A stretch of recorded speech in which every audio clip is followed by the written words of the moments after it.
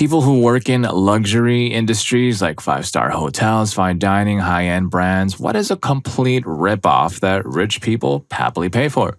If you make your product rare. We are very small olive oil producers. We have all the machines to completely produce the oils ourselves. We work very clean and organic in a way that goes beyond any certificate, so we won't fool anyone on this side. But there are certain special oils, i.e. the very early harvest or oil from wild olive trees. We have some wealthy customers. If we tell them we only have 10 liters of wild olive oil left, they want to buy it all, only to know that they have it and no one else. So we found ourselves lying sometimes about the amount of oil left to make certain rich people buy everything available just to have it. Well, there you go. I guess exclusivity is a fixation only for the ultra-wealthy, right? Story 2. I once DJ'd in a casino in Macau. The VIP tables would competitively send bottles of champagne to each other's tables just to signal their wealth. It would be announced over the PA system, but nobody would get the champagne. The bottles never actually existed. It would be like, Table 10 sends 5 bottles of champagne to Table 4. Table 4 is sending 15 bottles of champagne to Table 10. Table 10 is sending 30 bottles of champagne to Table 4, etc., etc. And this kept on going until they were up to like 200 bottles of champagne. They weren't friends or anything. They were just showing their wealth off to this other table. They got a few symbolic bottles with indoor fireworks taken to the table by girls, but that's it. I asked the owner what it was about, and he said they can pick them up on another day if they want, but nobody ever does. It's just purely for show. It's insane. Story 3. I worked in a couple of high-end luxury hotels you've definitely heard of in a major American city, and honestly, you really do get what you paid for. White glove service, excellent anticipation of needs, top quality ingredients, detailed dossiers on guests that enabled us to give each of them a really special, personalized experience. Remember the starred restaurant? Yes, I drank the Kool-Aid scene from The Bear? Exactly that, because it was real luxury. Real luxury isn't about being shiny or expensive or premium. It's about anticipating the guest's needs and having it ready for them before they even know they need it. It's about going the extra mile and making accommodations. To be honest, those were my favorite workplaces and country clubs, but for similar reasons, the detailed high level of service offered. Story 4. Perfect service is service you don't see but feel. I have been a high-end chauffeur for almost 30 years for the 1% of the 1%. Seamless and invisible as much as possible, anticipation, discretion, and knowing the answer to all of the local questions. The guests assume you've been to the restaurant or venue before and know what you're doing, and you do. I've had to read the wiki on sports teams I know nothing about to anticipate the answers to questions the owners may ask me. Preparation. It pays, and it is an immensely satisfying job. Story 4. Less common but the most vile scam I've seen. I worked for a restaurant that wanted to be on a higher income shelf in the middle of white men in finance and Gillet's district. Very popular business breakfast spot. They had a huge oven near the expo and you could see freshly baking sourdough bread. The oven was not actually baking. It was set on something like 40 degrees Celsius so the bread was kept nicely warm, but definitely not freshly baked. We didn't even bake it on site. It was delivered in the morning and put in the oven as a display. If someone ordered bread and olives or a charcuterie board for the menu, we would make a whole event of getting that bread out, slicing, arranging, and serving. You would then expect any other order that had bread in there to get this bread. Yeah, no. Any order, like things containing toast, full English, avo, toast, etc., had generic Warburtons used. FOH staff had to deal with complaints about it left, right, and center. I lasted 3 weeks, the restaurant about a year more after I left. Story 6. I'm not rich, but I'm comfortable for the most part. As you get older and usually make more money in your career, your view of luxury often shifts from things to comfort or convenience. You also start to realize how true that time is money phrase is. So yeah, I could spend a couple of hours doing XYZ, but paying someone to do it gives me 2 hours of leisure. Yes, there's an overlap between things and comfort, like when I had a job that required me to stand on my feet all day, a pair of $200 shoes was worth it. My ankles and knees weren't making me suffer and they lasted longer. When you bust your butt for most of the year, being taken care of for a few days is worth a lot of money, or spending a lot on something that makes your daily existence not as painful is worth it. Story 7. Private jet pilot here, catering services. There's companies that, for lack of a better word, cater specifically to the corporate jet world to provide food for the aircraft that is delivered to the fixed-based operators for the departure. This is stuff like Asian salads for like $150 or a club sandwich for $80. These are rough estimates based on what our dispatch has told me. I've never personally ordered them. Many of our Part 91 owner flights, the aircraft owners are watching their expenses closely and as such don't order these because it's a ridiculous waste of money to get Panera quality food for $150 when they could just ask us pilots to pick up Panera for them on the way to the aircraft. The people who don't realize this or care and will often run up over $1,000 for a handful of salads and sandwiches are those who charter the aircraft and get shafted by these companies or their broker. Story 8. People will blindly pay a premium for items made in certain countries because they believe anything made in that country is so much better than anywhere else. Truth is, the country of manufacture means very little compared to what factory or workshop it's made in. Portugal, Turkey, Bosnia, Romania, and Moldova are generally considered countries with high quality control standards, good wages, and actually having talented craftsmen. Truth is that Portugal and Turkey are significantly cheaper to manufacture a t-shirt or hoodie than Italy, Spain, France, or the UK because they produce so many, plus they have lower taxes for corporations. As for Bosnia, Romania, and Moldova, in a lot of cases Turkey too, this is where the sweatshops of Europe operate. Their labor is significantly cheaper than other European countries, and there are less things they are legally required to provide to workers, so they can get away with paying someone half or less than they'd get in Italy or the UK. Because of this, you also see way less skilled workers, and it's more like an assembly line that you'd find in an Asian or Latin American country. Also, it's not as expensive as people think to even produce in good country. Zara, Topman, and many other small brands have lines made in Turkey, Portugal, or Peru,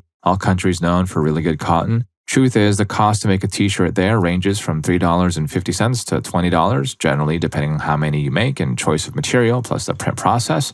It's nothing crazy, and the rest is markup. Whether you want to pay the premium for the look or brand is up to you, but for example, Pangaea and Givenchy t-shirts and hoodies are produced in the same Portuguese workshop. Pangaea averages around $50 for a t-shirt, while Givenchy is $700. While Givenchy does use nicer fabric and a more luxurious finishing, overall you really are looking at a t-shirt that costs $8 to make versus one that costs probably $14. The Givenchy markup is all because it's luxury and exclusive, and they market it as that.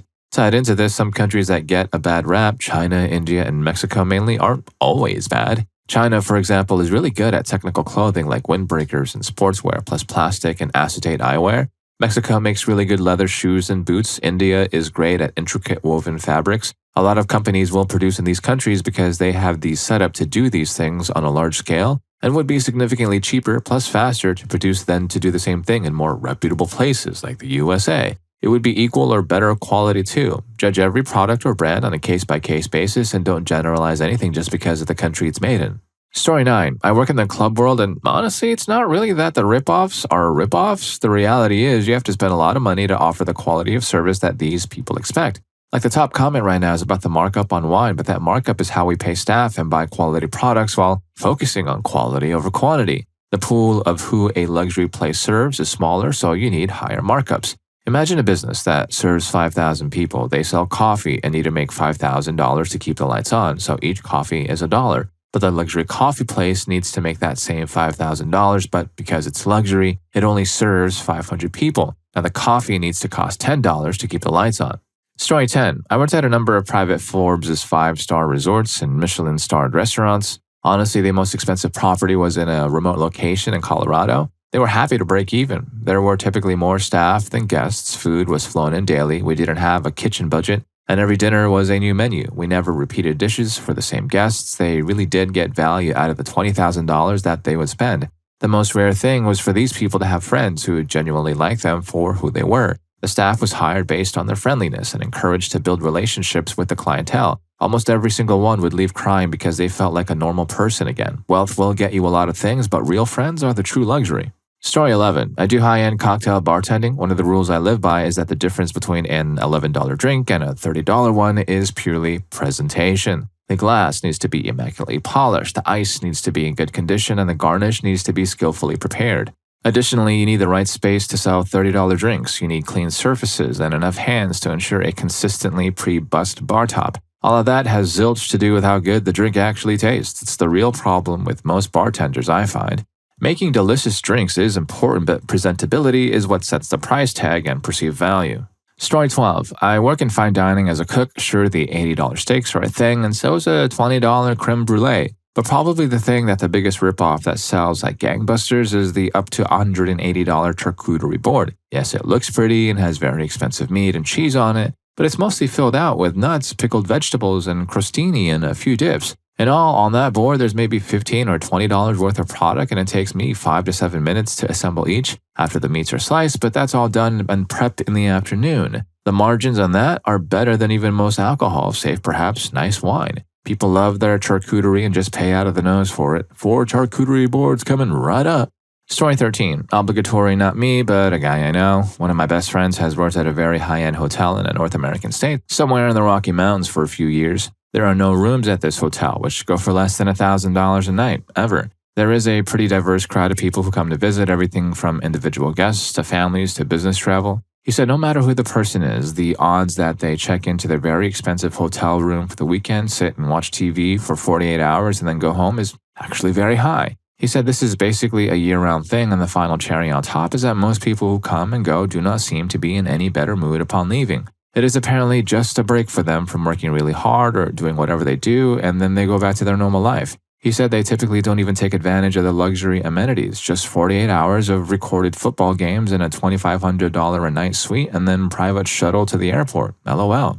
Story 14. All the food, but particularly booze, the markup is insane. Pro baseball players like lots and lots of cheap beer, and we'll pay 3x for it after we basically grab it from the grocery store down the block to emergency restock after they drink it all. Don't even get me started on the liquor. Absolutely eye-watering price per shot even for the crappy stuff. And we could tell who knew what they were doing versus who was ordering what they thought was fancy, but they all overpaid. But the worst is honestly what people didn't pay for. There's something so odious about giving super rich people free stuff.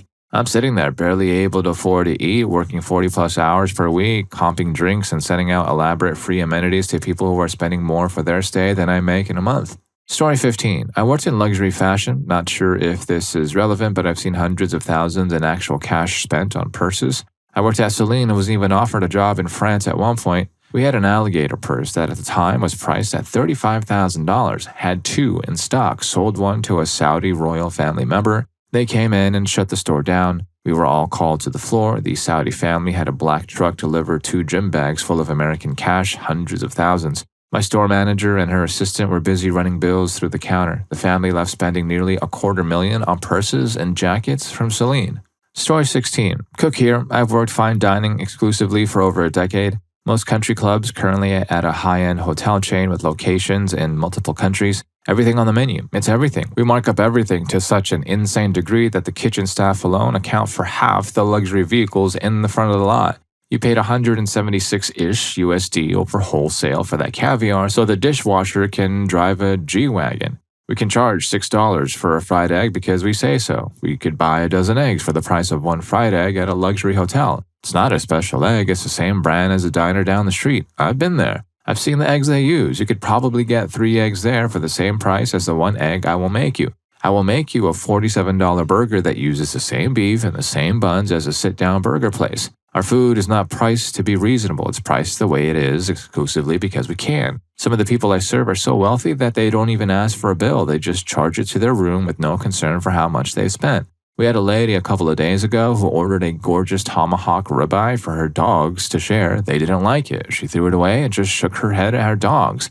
I know because I asked like I cared about her dogs' preference. We have a once-a-year regular. Pretty sure homie is one of those people who is so wealthy that he doesn't exist in our mortal realm, like his world is his own and his alone. He comes in like he's a regular dude with disposable income, wears New Balance sneakers, Kirkland khakis, and a polo, single suitcase, no fanfare. He orders all of his food basically freestyle. Nothing is ever off the menu to him. 4 egg whites, $6 each. Fine herbs, I think we charge like $5. Brie, depends on what we have on hand, but let's say $10 a serving. Braised beef cheek, a dinner item we always have. He pays full price of $62.99. And a side of fruit, $10. This is what he eats both mornings. He is here every single summer like clockwork. He drinks 2 double Kettle One Caesars, sometimes a latte, and leaves a generous tip. Usually his breakfast comes out to a couple of $100 more if he has company. It's all really worth maybe $50 at absolute best. Our food is very good, but we are catering to people who don't just have disposable income. They have incomparable amounts of income, and we take full advantage of that. We feel no guilt for this because they never ever complain. Story 17. I worked in high-class security, not going into detail for safety reasons. They pay lots of money for good service. The elites love good service, especially if they feel well appreciated. They also like to tip people they just thought were resourceful. One time I had a security shift for a high-security object and met this young princess. She was 16 years old, super kind, very curious, and generally very smart. She asked me for help for something super small and I helped her. Afterwards, we got into a deeper conversation, and she told me her mother, a queen, wanted her to study something really high profile, and she said she didn't want to study because it's too much work. She just wanted to marry some other royal man so she can be a trophy wife and go after her own business while not having to work. She was super angry at her mom because she thought her mom forced her to study something difficult simply to just annoy her. I told her her mom is right, but she herself was also right. She should do whatever she wants to. I mean, she's a princess after all. I told her she has two options, either be the starring role in somebody else's life and never have to work again, or be a boss princess that doesn't need another man's money to get what she wants. She thought it was very interesting that somebody would talk to a princess like that. I was just on eye level with her and just being honest, just some empathy for the emotional rage of a teen princess. The next day, her mom, the queen, came to me, greeted me, and said thank you while giving me a juicy tip. I just stood there and was like, what for? And she just smiled and nodded and went out of the object. The next night, the princess came to me and told me she understood her mom better just because of that little 20-minute chat. Apparently, I accidentally helped them both to get along better. Service among many elites is paid heavily even if it's just a little advice. The tip was 30% of my monthly salary. Story 18. One of the biggest ripoffs in the luxury world is anything that involves exclusive convenience packaged as sophistication. Rich people don't just pay for the product, they pay to feel separated from everyone else. That's where the absurd margins hide. A few examples that insiders quietly laugh about. Hotel laundry services, this is probably the king of ripoffs. You can charge $50 to wash one t-shirt because wealthy travelers don't want to bother figuring out where the local laundromat is. The hotel labels it as express cleaning, but it's literally the same washer and dryer the staff uses for bulk linens. Fine dining supplements, truffle shavings, and Wagyu quote-unquote upgrades are a gold mine. The cost of the restaurant is tiny compared to the add-on price. Half the time, the truffle doesn't even taste that strong. It's there because the guest wants to signal that they can afford it. Caviar service, people pay insane amounts for a tin that costs the restaurant a fraction of what they charge. The theatrics, silver spoons, presentation, a staff member standing there like it's a sacred ritual do all the heavy lifting. Private transfers from luxury hotels. A hotel will charge hundreds for a car ride that a regular taxi or Uber could do for 20. The only difference is someone opens the door for you and offers sparkling water. High-end fashion, basic items, a plain white t-shirt stamped with a luxury logo is the most blatant one. The material isn't special, the craftsmanship is often mediocre, but the markup is astronomical because the logo itself is the product. Spa products. Hotel spas sell creams and oils at margins that would make a dealer jealous. The same formula, minus branding, is often available online for a tenth of the price. What all of these have in common is this. Wealthy clients aren't paying for practicality or value. They're paying to not think, to feel important, and to show that they can afford not to care about the price. And luxury businesses know that very, very well. Story 19. Luxury beauty brands. You're paying a king's ransom for perfume, makeup, hair care, and skincare that shares R&D space with drugstore brands, at least for the global conglomerates. Of course, there are differences. You're potentially paying for some more qualitative ingredients, for example, material sourced from a specific region, or heavier packaging, for example, glass versus plastic, or fancy store experiences, real Italian marble floors at their shop-in-shop versus the shelves at CVS. But the quality difference is normally negligible to the end user. You're also normally paying to access the innovative technologies first before they get disseminated to prestige or drugstore brands, but within a few product launches and renovation cycles, the technology and the formula concepts will move beyond the luxury brands and can be more accessible. Also, always try to buy your big expense products in travel retail spaces if you're lucky enough to travel internationally. Base prices are almost always purposefully cheaper than your local country stores, and you save on duty taxes on top of that. And if you're enjoying the video, don't forget to hit that subscribe and like button for more videos just like this.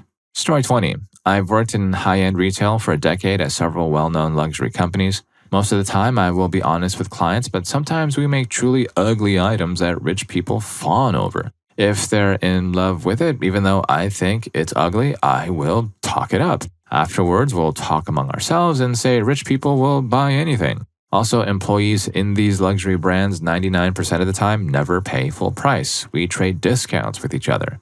A personal opinion of mine is that Louis Vuitton is overhyped and not worth the money. You can get something more unique at another brand. They also pay their employees the lowest of any high-end brand. I struggle to even call them a luxury brand with how completely oversaturated their market is. And also the fact that their most popular canvas bags are actually just plastic. Looking at you, never full tote. Story 21. The wild truth is this. Most, quote, luxuries aren't designed for rich people. They are designed for the rest of us to feel closer to rich people. People assume the wealthy spend fortunes on 5-star hotels, designer brands, VIP services, etc. But in reality, ultra-rich people rarely pay for any of the stuff we call luxury. High net worth clients get comp suites because hotels want their presence for branding. Designers loan clothes because visibility on the wealthy drives sales to everyone else. Restaurants comp meals because one billionaire dining there validates the price tag. Airlines upgrade them not because they pay, but because their name on a list adds prestige value. Luxury is basically a stage play and the audience is the middle class. The real money isn't made from the rich. The real money is made from people who want to look like the rich. Economists literally call this aspirational consumption. It's the backbone of the luxury market. So the biggest ripoff, not that rich people happily pay for luxury, but that luxury was invented so everyone who isn't rich pays for it. The rich get it free. The rest of us pay for the illusion. Story 22. Used to work as a butler at a 5-star hotel, one of the most prestigious in my country. I saw celebrities and politicians such as Bruno Mars, Taylor Swift, the Prime Minister of England, and many more on a monthly basis. I'm not kidding you, these guys pay extra for water. Apparently there's cheap water and expensive water. There's no difference in taste, feeling, texture, or whatever. It was sort of a joke among the staff to try out the water and figure out what makes it so expensive. It's literally just water. They pay extra nonetheless. The only difference is literally in presentation. The expensive water is in a pretty and fancy looking glass bottle, and that's it. These guys pay like 30x more for an expensive and fancy glass bottle. And there are layers to it, like there's some cheap, expensive water for the standard rooms and floors. There's the mid option for the deluxe rooms and floors, and then there was a very expensive water for the premium presidential suites. There's no difference in taste for any of these waters. I really mean it. It's the same water we drink. Oh man, there are so many absurd things. I'll try to remember more. Those were fun and very luxurious times. Story 23. A funny story from when I was a lowly apprentice. Big company had a domed ceiling with decorative cracked plaster. They wanted a circular light around the outside to light up the center. The architect chose a $20,000 custom-made cold-roll dimmable neon light to go around the 18-foot diameter outer edge of the dome. The problem was the tube came broken in transport, so they sent another. The second one was accidentally broken by the journeyman. By now, the client just wanted something lighting up their dome, so my boss went down to Home Depot and bought a dozen small floodlights and sockets that you would use for an outside floodlight, and I got to set them up all pointing into the middle and put them all on a dimmer switch. Total cost about $100 in materials. We thought it looked pretty good, all these points of light showing off the cracked plaster. And that's where the problem came in. A month later, the third replacement showed up, so we were able to finally put up their $20,000 light. And it worked perfectly, made a nice pink glow, nice and evenly around the dome. But even though the $20,000 light looked good, we were asked if we could put the $100 lights back in. Story 24. People will laugh at this one, but soup, yeah, it's not the best or coolest answer, but I always used to be like, wow, they're really paying 13 pounds for this bowl of yesterday's leftover table veg. Okay. Put a dollop of fancy cream on it and sprinkle some truffle flakes. I'd say you could really bump it up a few more quid. That and salads. And I was like, it's literally just leaves and some nice veg you could cut up at home. Rich peeps don't care. You can tell in their head they just fancy some soup or salad. They aren't thinking, is this good value? And could I whip this up at home for £1? Story 25. I worked at the front desk at a luxury hotel that offered membership services. Their member waiting list was a mile long and people were basically on it for years before they got a membership. With that kind of demand, you'd expect this would afford you a significant number of opportunities on property, and most rich guests were elitist as crap about getting those perks they felt they deserved. I had one guy come in stating that, as a member, he always got 2 bottles of Dom Perignon in his room complimentary from the concierge whenever he stayed. If you know Dom Perignon, it's around a $250 bottle of champagne. Alternatively, you can get a bottle of Prosecco for about $25. When I asked my concierge if they were going to give this guy some Dom, they said, oh yeah, we usually give him 2 bottles of Prosecco with the Dom label slapped on them. Bro could not tell the difference. So I'd say membership services have their perks, but they're not everything they're chalked up to be. Story 26. Here's the thing. People generally don't buy luxury goods because they're necessarily better. They buy them for the brand story and how that makes them feel. My favorite example is in watches. A $20 Casio watch keeps better time and is more durable than a $100,000 Patek Philippe. It is far better at doing what a watch is supposed to do than the Patek Philippe is. The person buying the $20 Casio just wants a nice-looking watch that tells the time and may feel some satisfaction for buying a good watch at a great price. The person buying the $100,000 Patek is buying exclusivity, horological history, perceived status, a token of their financial success, and a declaration of their refined taste and distinction. They don't give a crap that a $20 watch keeps better time. The Patek is that expensive because those feelings justify the price, and before anybody says anything, I own a dozen Casios and not one Patek. Story 27. I feel like with the advancement of technology, the difference in a lot of things in the US between what you can get for someone in the middle class and someone in the top tier is relatively way less different than it used to be. People walk around with the little internet on their phone. So much technology and underlying infrastructure make normal life of the majority people really great. Example, cars are overall really nice. Sure, a Nissan Sentra is way cheaper than a Lambo, but the difference between the two is way smaller than the difference between a Pinto and a Lambo in 1980. You're probably thinking speed, but all the other things are pretty decent. CarPlay, safety, reliability. Outside of status, a Nissan Sentra offers the same, if not more, utility than a Lambo. Utility is not measured in the ability to get one laid. Ha ha ha. It is kind of like owning a nice 4-bedroom house and a 16-bedroom house. How many of those rooms are you actually going to use? Or to draw another analogy, the difference between the worst player in the NBA, LeBron, KD, is actually really small compared to the worst player in the NBA and you, unless you have played in the NBA. Where in the past, our starting point was never the worst player in the NBA. It was the starting PG for a small D3 college that just started their basketball program. I still think the biggest difference in money is healthcare, truly being able to get surgery or cancer treatment and not worry about it breaking you. That's real money flex. Story 28. Pretty much all of it. Rich people don't care about the prices only so much as they take out the pores. There are a few imported wines that distract everyone from the rest of them being what you can get at the local liquor store. The food is saturated in butter, the robes and linens are from a magazine that thousands of other properties use, and the amenities are made to be mass-produced. What these prices really pay for is the absurd staffing required to wait on clients that are used to spending their money on services and time savers. They don't want to just order room service, they want a tasting experience. Most people are content laying by the pool. These people need a masseuse, a manicurist, and towel boy. Valets, spa attendant, rec managers, social media teams, a staff large enough to require a secondary kitchen crew just to run the staff cafeteria. The beds and the towels are nice though. Story 29. Definitely cars. I understand the craftsmanship in a Rolls-Royce, but a $400,000 SUV is absolutely bonkers. Adjacent story. I worked for several major luxury automotive manufacturers as an operations consultant, so I had plenty of exposure to things that the rich franchise owners and dealer principals do, like track events, racing events, all expenses, paid trips, etc. I'd have to form relationships with these people and in turn got sent to a lot of huge dealer events that the manufacturers would splurge on for their franchise owners. Side note, Lexus would spoil their dealers big time with trips to the Bahamas, golf at Pebble Beach, conferences at the Ritz-Carlton, etc. I can count on one hand the number of owners who weren't crazy or total weirdos. A lot of them were absolutely not normal at all. Many of them were stuck in a perpetual midlife crisis, often choosing to engage in massive age gap marriages with young women from other countries, or they would get upset from stupid crap like a poor round of golf or a hunting trip that didn't result in them bagging an elephant, etc. Before I got into consulting work, I sold Mercedes-Benz, so I've concluded that rich people are the weirdest mother truckers on the planet. They are not normal at all.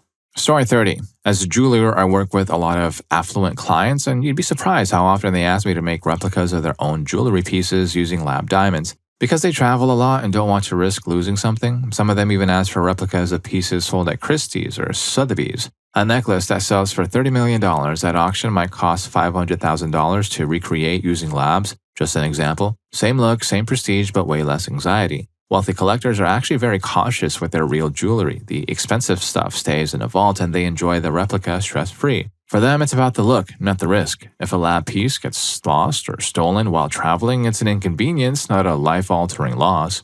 Story 31. I worked at a luxury boutique hotel in a hot tourist destination for 3 years, and in my experience, those rich people will not happily pay for anything. They complained about the cost of the room, the valet parking, the bottled water, the spa, room service, everything. They would take things and then throw a fit when we charged them. They would overtly make up complaints to get things comped. It was 3 years of people saying, I paid for this hotel and I can't believe you're not going to provide me with random, arbitrary thing they think they deserve. To be honest, I think it's the difference between being actually rich and nouveau rich / upper middle class. Our guests were more often the latter and they were extremely possessive of their money.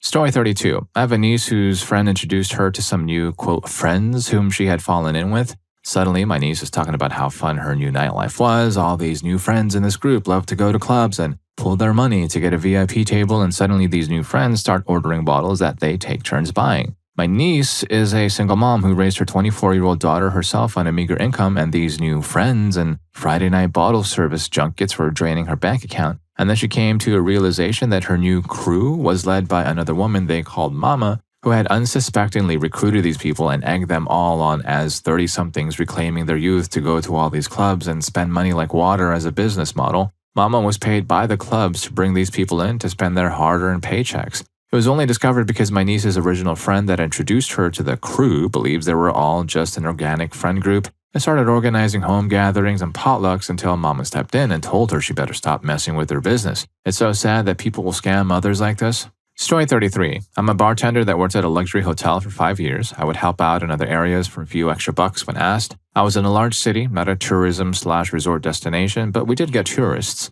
Our bread and butter was business travelers, and our offerings for amenities, etc. were a massive ripoff. It didn't matter what we charged, the business traveler wasn't going to be paying for it. Their company, with the deep pockets, was covering it. When rich people would spend on extras, I was confused by why. Why spend your own money to be suckered? I asked bosses why a business would pay for one of the most expensive hotels for an employee, and it came down to retention. It's less expensive to spend and retain an employee than to recruit, train, etc. a new one. So when you see that $15 minibar snicker and wonder who would pay for such a thing, it's there for the business traveler that's allowed anything and everything. Story 34. Not a luxury industry per se, but I have a friend who offers custom cabinetry services. He makes kitchens, cupboards, bathrooms, etc., you name it, and he will find a way to make it. His clientele base was anywhere from your average Joe, who would pay $10,000 for a kitchen fit-out, to someone who would pay $500,000 to $1 million for a kitchen fit-out if they had to. Why? This had nothing to do with time and convenience like the other examples given. It was purely for bragging rights and the feeling of being able to spend that amount of money on a kitchen, use it, and show it off to their friends. What was the difference? The outside of the kitchen had to look good to the last millimeter and have no obvious signs of mistakes. You could have mistakes, but you just couldn't make them obvious. He has told us many stories about putting white paint over chips, covering bad sheets with cheap sheets from the local hardware store, ripping out bricks in a wall and installing a cabinet over to hide it, hammering wood into place and taping over the splits, etc., etc. The list goes on. The cabinetry work wasn't necessarily better or worse. It was, quote, custom, so that's what meant you could charge whatever you wanted for it. And why did people want it? They wanted to say that their stone bench top was imported from Italy, or their soft close finishes were German imported, or their tap was handcrafted in some exotic village in Spain. The truth about this friend is everything is cheap. Like, sometimes it was Temu cheap. If you couldn't get it from the local discount supplier, Temu it was. And boy, did they brag about it to their friends coming over to watch the kitchen get assembled. Number one rule was unload and repackage on business premises or throw away packaging on customer site so no trace was left on site for the customer. Offer it as a free service so it feels special. I definitely agree that in certain industries like hospitality, you are paying for what you get. And there are definitely businesses out there who are doing the right thing and offering genuinely high-quality products to their clients. I just thought it was interesting that my friend, an average Joe with slightly above better skills, not outstanding by any means, is making serious bank out of this. Story 35. I used to work in the upscale home furnishings industry. I would say a lot of furniture is grossly overpriced in general, but particularly for the upscale brands. When I was working there and I worked in the finance department, the margins were 80 to 90% on most items, and our competitors, some of whom charged more, were using the same materials and practically the same design. It's funny when I see people mock these furniture companies that aren't as chic but are far more reasonably priced while having practically the same quality of furniture and designs that are very close to the big name brands, or at least that design fits what they need for their home.